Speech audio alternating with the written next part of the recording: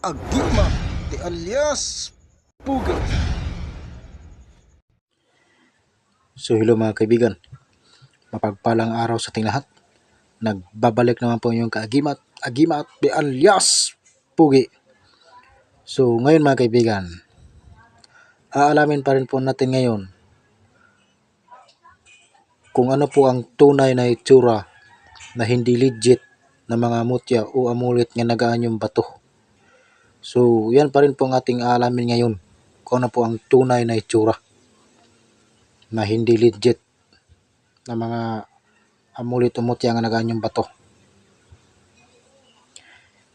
So ngayon mga kaibigan, nakikita niyo po yung mga bato na yan. Yan mga tinuturo ko po sa inyo yan. Lahat po yan mga kaibigan ay namamagnet. Yan.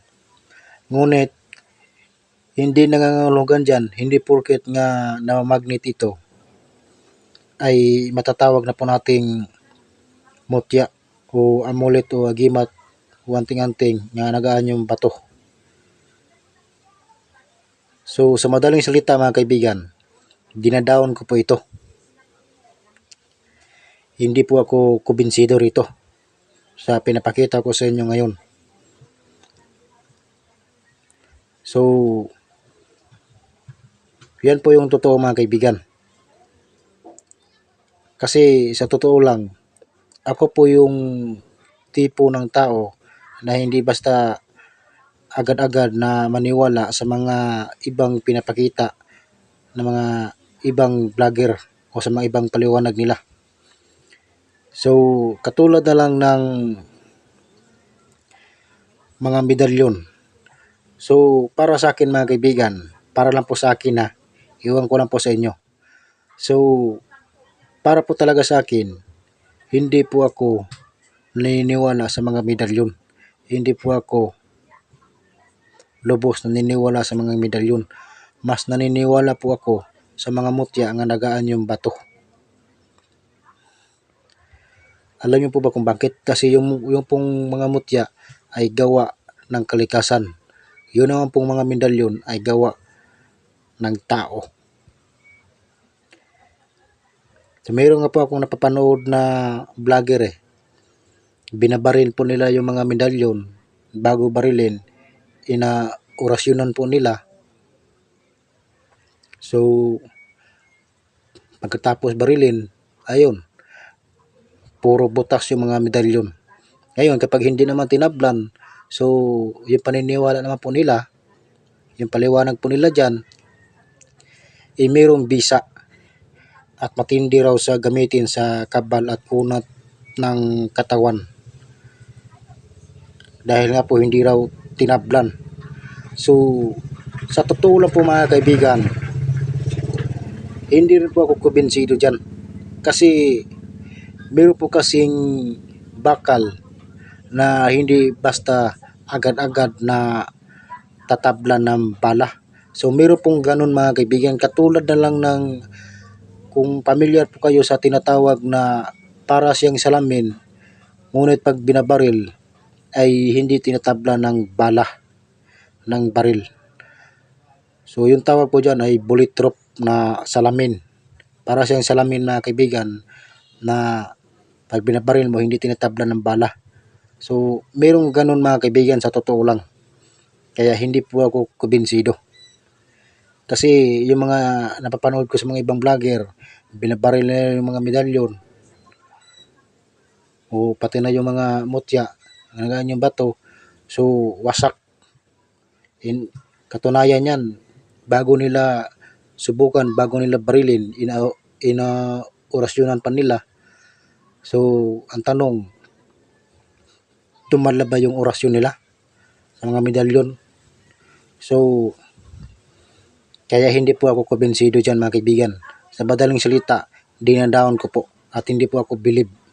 Mas believe pa ako kung legit ng mga mutya ang hawak po ninyo. Kasi ang tunay na mga amulet mga kaibigan o legit na mga mutya, gaya nga po nasabi ko sa inyo, yan po ay hindi mo yan basta-basta makukuha na lang na makikita. Kasi ang totoo niyan, pili lang po ang mga tao nga binibigyan o nakakuha ng mga legit. Pili lang po ang mga tao nga binayaan o binigyan ng kalikasan. Kaya hindi po lahat ng tao na nagtatanga ng legit, kasi napakabihira po yan mga kaibigan, napakabihira yan makuha. Katulad na lang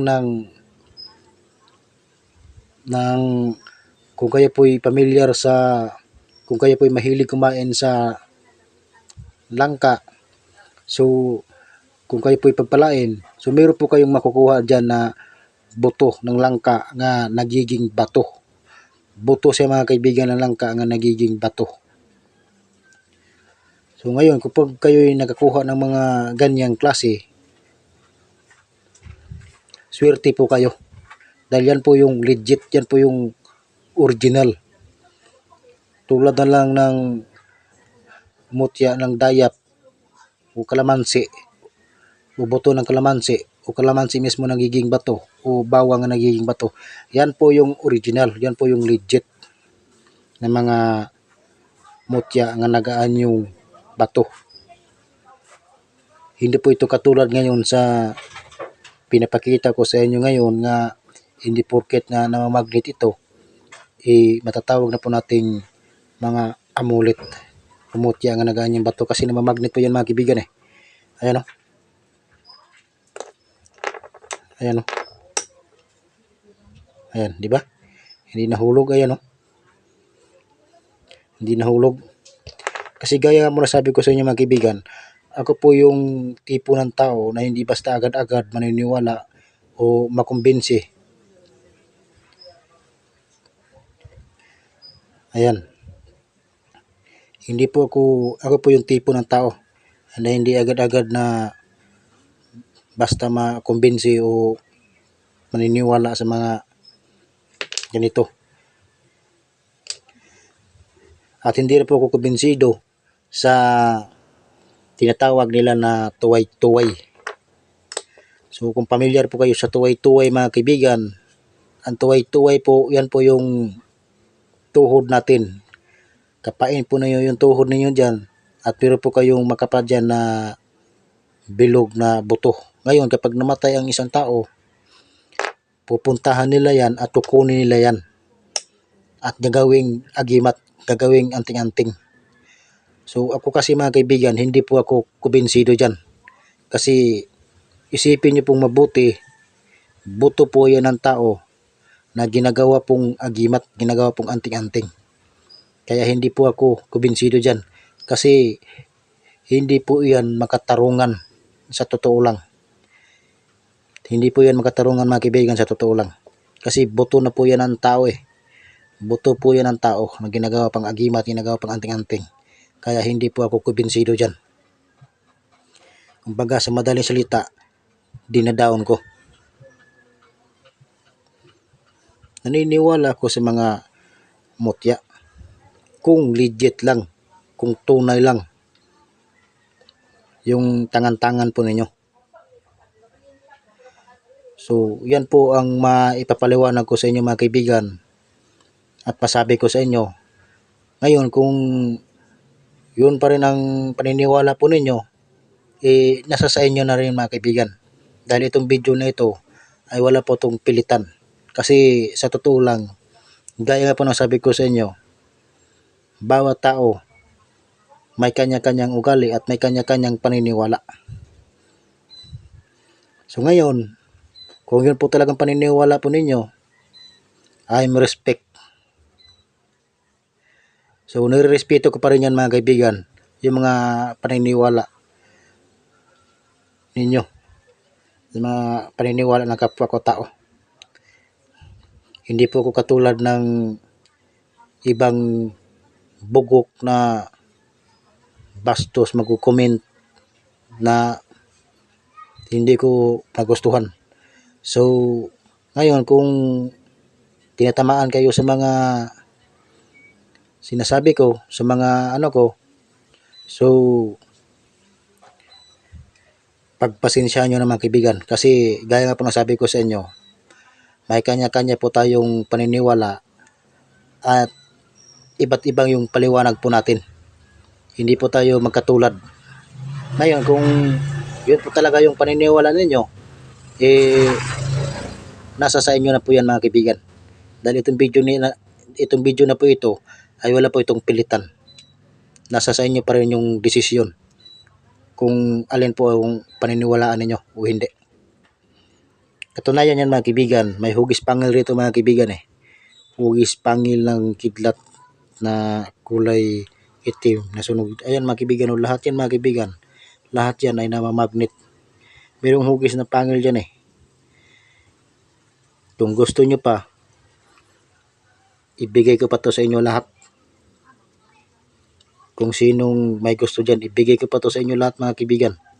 Kung sinong may gusto dyan. Kasi namamagnet yan Ayan Hindi nga nahulog Ayan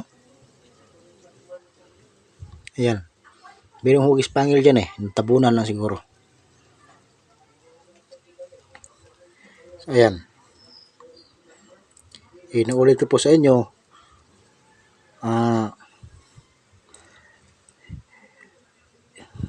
Pagpasensyahan nyo na kung tinatamaan kayo o nasagasaan kayo sa mga sinasabi ko. So, pagpasensyahan nyo na mga kaibigan. Dahil ako po ay nagbabahagi lamang sa aking paniniwala. Dahil gaya nga po ng sabi ko sa inyo ng palit-ulit, yung bawat tao may kanya-kanyang paniniwala, may kanya-kanyang ugali at paniniwala, at may kanya-kanyang paliwanag. Hindi po tayo magkatulad. Ngayon, kung yun po yung paniniwala po ninyo, nasa sa inyo pa rin yan mga kaibigan. Nasa inyo pa rin ang sariling pagpapasya. Nasa inyo pa rin yan ang sariling desisyon. Kasi hindi ko po hawak yung sarili po ninyong desisyon. Kaya pagpasensya nyo na kung na kayo sa mga sinasabi ko. Dahil ako po ay nagpapaliwanag lamang sa aking mga paniniwala. So, hindi ko napabayang video ito. Magkita-kita tayo sa sunod kong video. So, bago ko tapusin video ito mga kaibigan, sa lahat ng nanonood dyan, sa mga solidong subscriber ko, shout out sa inyong lahat. Lahat na po, shout out na. So, take care to all and God bless sa ating natin. Thank you very much. Ako ang inyong kaagimat ni alias Pugi.